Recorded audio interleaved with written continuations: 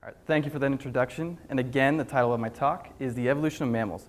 How did we get so hot? And I mean that literally, because I'm interested in how and why mammals evolved endothermy.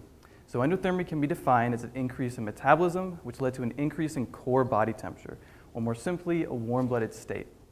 And so warm-blooded organisms have evolved twice, in birds and in mammals. And what's interesting to note is that between a cold-blooded organism and a warm-blooded organism must consume and expend more energy to maintain that elevated body temperature.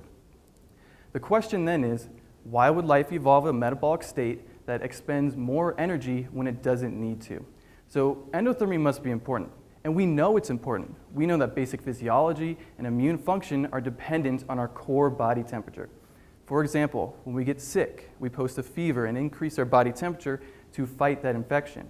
And if we get too cold and hypothermic, our hearts can go arrhythmic and we can enter into cardiac arrest.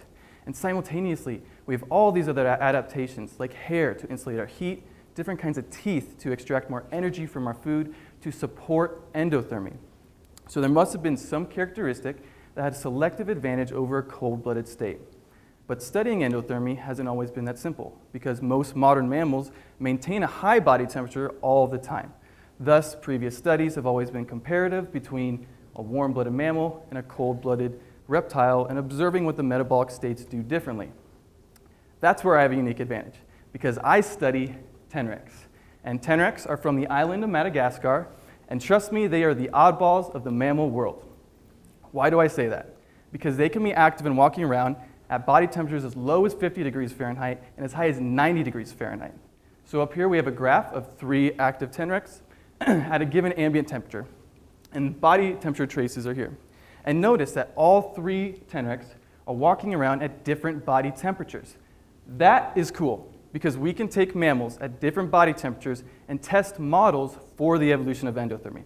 And I've already done that. I've tested one model, and I wanted to see how does body temperature play a role in maximum metabolic rate during activity. And so I swam tenrecs at different body temperatures and observed their oxygen consumption as a proxy for metabolic rate. And so as body temperature increased, metabolic rate increased as well, suggesting that endothermy plays a crucial role in sustaining activity. And this is actually pretty unprecedented, because nobody has been able to get maximum metabolic rate in a mammal at different body temperatures.